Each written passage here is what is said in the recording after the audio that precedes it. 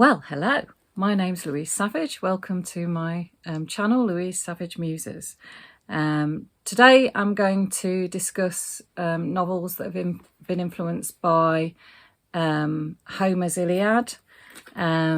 So first up I have my lovely Iliad. Incidentally, I've just been for a pub lunch. I've had a few glasses of wine, so hopefully I'll still be coherent. I have an absolute passion for the ancient world and particularly ancient literature. I did many years ago, I studied classics at university, which is the study of Latin and ancient Greek. So I was very privileged to be able to encounter this literature in its original language. But anyway, I have since then been a real champion of the classical world, especially with young people, because I've been very, very lucky to be able to teach classics in many, well, I say many, several state schools in England. Anyway, here we are. So this is Homer's Iliad, and for those of you who aren't aware, this is probably the first work of Western literature. It was created thousands of years ago, before the invention of writing, which is really hard to get your head around. And the story was actually passed down by word of mouth, which, when you think about, you know, the size of it, the length of it, is just incredible. It's mind-blowing. So the Iliad is named after Ilios, or Ilium, which is the city of Troy. And in the Iliad, Homer, who may or may not have been one person, shock horror, he tells the story of Achilles, who is the greatest Greek warrior. He has a massive quarrel with Agamemnon, the king of the Greeks, and as a result of that quarrel, he refuses to fight, and that really affects the success of the Greeks on the battlefield. It's the 10th year of the Trojan War. You know, can you imagine that? Every morning, getting up, polishing your armour, going off fighting, going back to your tent if you're a Greek, in the evening back to the city if you're a Trojan. You know, day after day after day. The only sort of breaks they seem to have is for truces to bury the dead, or for the Greeks to go up the coast and ransack and pillage and plunder, Viking style, for women and wine, etc., etc. Anyway, so Homer focuses on the anger of Achilles at being, what's the word? He feels he's been insulted by Agamemnon because Agamemnon takes his war prize, takes Achilles' war prize, which is the young woman Briseis, who was royalty in her home city, but has now become a slave / concubine, and has very, very little to do with the events of the Iliad, although she's there in the background all the time. So there we go. So that's you know, Homer's Iliad might be a place to start, or maybe what you need to do is to read some fiction that's been inspired by the Iliad and come to it afterwards, because some bits of the Iliad are quite tough going. There's an awful lot of battle scenes and duels and clashes of armour and lists of people being killed. But in between there is the most joyous stuff. So there we are. That's Homer's Iliad. This is the Penguin translation. Okay, so first up, for those of you who would like an introduction to Homer's Iliad, Barry Unsworth wrote this novel called The Song of the Kings, and I think I read this within the last couple of years, and it had passed me by because I think it was published a long time ago. I'm not sure. Oh gosh, it's got a map. You know how I love a map in a book. 2000. I can't see if that's a 5 or a 3 because I've got my specs on. I'm gambling. I think it's a 5. Anyway, this is a wonderful novel in terms of what it does is it kind of captures the ruthlessness and the cynicism and the brutality of the Greeks. And it starts in Aulis, which is a port in Greece, and the Greek army have got together. They're planning to sail to Troy, and in this version of the story, Helen is just a ploy. You know, she's just an excuse because they've heard that the Trojans are really wealthy and they want to go out and attack Troy, so that they can bring, you know, they can take advantage of all the wealth and the goods and the bounty that's over there. Troy is in modern Turkey, not too far from Istanbul, at least we think so. And actually that's the part of the world where Homer was from, which, you know, again makes it sort of doubly interesting because, you know, is he writing more from the perspective of that side of the water? Anyway, so the Greeks are all assembled at Aulis. They want to sail off to Troy to ransack it, but unfortunately there's no wind. So what do you do if there's no wind? Well, here Odysseus, the greatest hero of them all, cynical, cunning, wily, he's a right old liar and schemer, and he decides that the best thing to do would be to send a message to Agamemnon's wife. Agamemnon is the sort of leader of the Greeks. They're all kings, but he's the king of kings. And tell Clytemnestra to prepare Iphigenia, Agamemnon and Clytemnestra's daughter, so that she can be sacrificed at Aulis. Now, they don't tell Clytemnestra that. They tell her that Iphigenia is going to be married to Achilles. But of course, that's not what's going to happen. So, you know, I think in terms of, if you're somebody who's new to stories of the Trojan War, or somebody even who's read them before, this, you know, I love the sort of really very honest and unromantic take on the motivations of the key characters, Agamemnon, Achilles, and Odysseus in this novel. So it's a great starting point from my point of view. Next up is Silence of the Girls by Pat Barker. Now, this was shortlisted from the Women's Prize. I can't remember whether it was last year or the year before. And I absolutely loved it. It's a little bit controversial because what it does is So by now, by the time this novel begins, we are actually 10 years into, or we're well into the Trojan War. You know, it's been, the Greeks have sailed over to Troy. The campaign has not been as successful as they might have hoped. The Trojans have put up a great resistance. And so this novel centres on the Greek camp.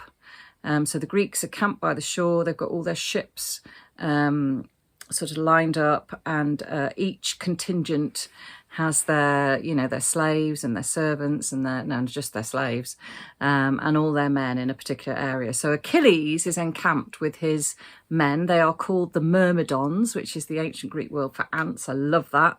And you can imagine them all swarming about in between the ships.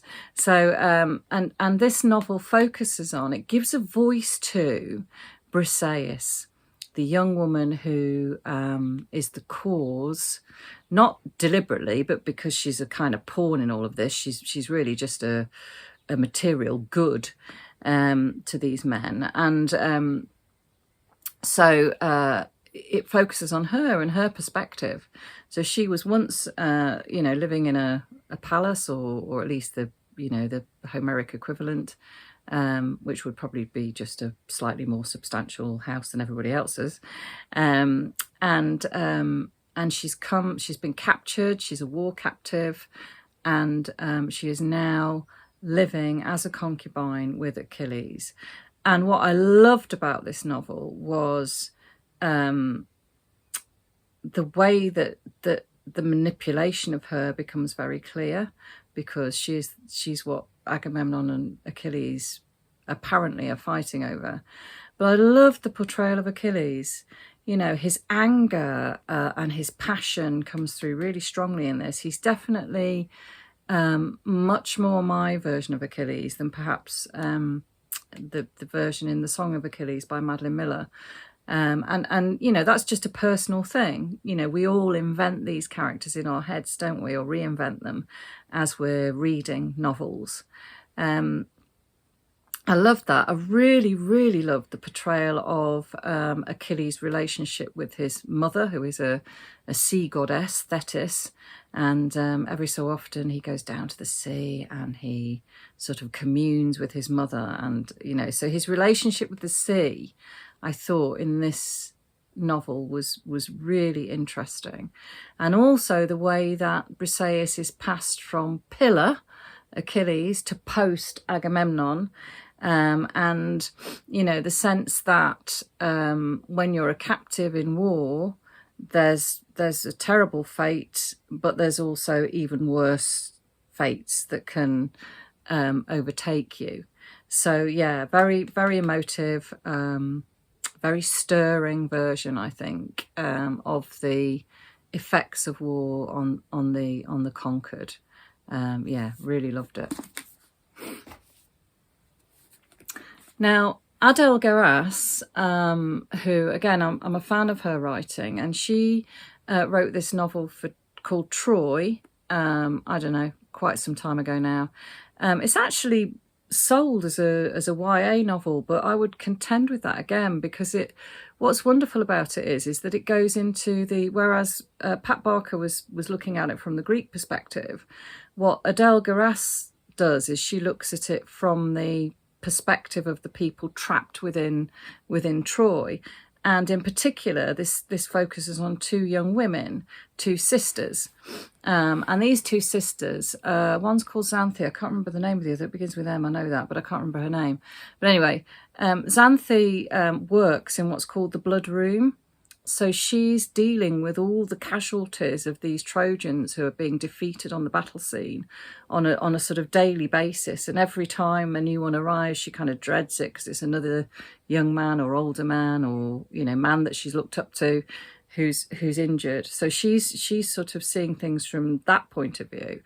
And she works for Andromache, who is the wife of Hector, who is the kind of the bulwark of the Trojan fighters. He's the one who ultimately will lose his life. Spoiler alert, but myths are like that. Fighting for Troy, and he's the sort of the main hope of the Trojans. And he has a young son called Astyanax, who's this lovely chubby little baby. Who Xanthe, you know, has to comfort, etc., etc. Whereas her sister is working for Helen, who, of course, is a Greek within the Trojan city. She's a captive herself, in a sense, and so her sister is seeing the war sort of through Helen's eyes as well. And her sister is she's got the sight, you know, she's got access, she's got a pathway to the gods. And both these girls fall in love with the same man because Aphrodite is getting bored of all this fighting. So she's the goddess of love. And so she interferes and causes havoc, as you can imagine.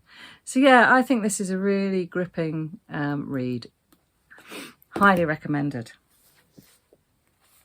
Now, personally, probably my favourite retelling of the Iliad is this book by David Malhouf called Ransom. And I think one of the reasons I love it so much is because my favourite moment in the whole story is right at the end. The Iliad's divided into 24 books, think chapters, okay? And in the final book, in book 24, Priam, who is a very elderly, doddery king, he's seen so many of his sons slaughtered by Achilles, culminating in the death of Hector.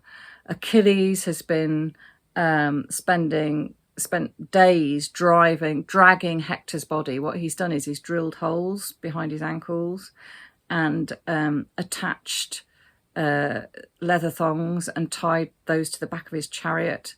And he's been dragging Hector's body round and round the periphery, the city of Troy, with all the Trojans watching. I mean, it's horrendous. And Homer's descriptions of, you know, Hector's hair getting muddied in the dust and you know, it really is horrific, because what's not happening to Hector is he's not being buried. He's not getting a proper burial. And Achilles he's still so angry that he's disrespecting Hector's corpse. So in the middle of the night, Priam travels, and it's this really kind of, the way Homer describes it's really sort of surreal, slightly supernatural journey from Troy to the Greek camp. And he meets Achilles, and they eat together, they talk together, and eventually Priam kisses the hand of the man who killed his son. And it's just profoundly moving. And this novel just tells of that journey and that conversation. So I know that David Malhouf feels the same way about it as me. I have a big thing about reconciliation. I hate to say it, but I mean, I don't know, but I always hope that if anybody did anything terrible to anybody in my family, I would be able to talk to them and try to get some understanding of what was going on there. And one of my favourite poems in the English language is a poem by the Irish poet Michael Longley called Ceasefire. And in that poem, it's only, I think, three stanzas long. And in the final, and it retells the whole of this novel. So if you don't want to read the novel, read Michael Longley's poem. It's beautiful. And again, the last stanza is just 2 lines where Priam kisses the son of this man who's killed so many of his children. So yeah, real food for thought here. And also it's a novel about old age. And, you know, we don't have too many of those, do we? Just saying. So there we are, David Malhouf. And the tone is going to change completely now, because here is, this is just an amazing book. It's called Odysseus, the Greatest Hero of Them All. And once upon a time, when my son Simon of Savage Rees was quite young, this was a TV series. Tony Robinson of Baldrick fame, those of you who've watched Blackadder will know exactly who I'm referring to, and also Richard Curtis, the film writer, Love Actually, Four Weddings and a Funeral. So they collaborated on this, and there are 2 volumes. This is the first one. And this tells the story of the build-up to the Trojan War, and some of the events of the Trojan War, if I remember rightly, through the eyes of Odysseus, the greatest hero of them all. And I just love it. It's witty, it's funny. I read it aloud to my children when they were younger, and it's a wonderful book to read aloud. It works really well. And also, I really like the illustrations. I'm not sure, I don't know if it even says who did them. But, so here we've got, what have we got? I'm trying to sort of pick out a famous scene. I don't know. I'm struggling now. What have we got? That looks like Hercules to me, having a good old argument there. But they're really fantastic sketches. Here we go. I think we're setting sail for Troy, probably. I'm not sure. It also tells the story of Odysseus choosing his wife Penelope, which I really liked.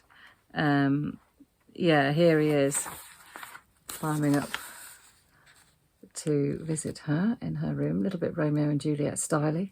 But no, I mean, this is just an absolute joy in a book. I think it's still in print. I hope it's still in print. I can't swear to it. And last but certainly not least, the absolute wonderful, just joyous woman that is Natalie Haynes. She is such a fantastic voice for classics and the classical world. And if you've never come across her, please seek her out. She does a wonderful comedy routine called Stand Up for the Classics, and there are loads and loads and loads of different episodes, and you can certainly find it on BBC iPlayer. I'm sure if you look on you Google her online, you'll find it. And I love it because she brings the she talks about you name it, Sappho, I don't know, all the ancient poets, Aeschylus, whatever, philosophers, historical figures. She's got a programme for each one, and they're always done with such academic rigour. So you're not hearing things that are made up or nonsense. She's really thoroughly researched every topic. And yet she brings out the kind of humour as well. And I just think she's a phenomenon, wonderful woman. Anyway, so she wrote this novel, 1,000 Ships. Again, it was shortlisted for the Wonderful Women's Prize for Fiction. And what she does here is, so this novel opens with an invocation to the muse, which is the done thing when it comes to classical works. It's what Homer did. So if it's what Homer did, it must be okay. And then the sort of second chapter is told from the point of view of Creusa, who is the wife of the Trojan Aeneas. Now, Aeneas is destined to escape Troy and go and found the city of Rome. And Creusa awakes at night, and the city's, she's woken by the sound of her city burning down. So again, it's a book. Actually, this one, you see things from the perspectives of the Trojan women. So we get Andromache's point of view, Creusa's point of view, Hecuba's point of view, all sorts of Trojan women, but also from the perspective of the Greeks. So we find out what Penelope, Odysseus' wife, is thinking back home. And Clytemnestra, what she's up to while Agamemnon's away. So I just think she gives voice to all those women who are referred to very often, but very rarely characterised, or maybe, they feature in sort of 6 lines here and 7 lines there of the poem. So it's fascinating. And she's also, of course, plundered, and rightly so, the works of the tragic playwrights, because they also wrote stories about, or plays about, the Trojan War. So I really recommend this. It's incredibly readable. It would do it would serve very well as an introduction to the ancient world or the stories of Homer.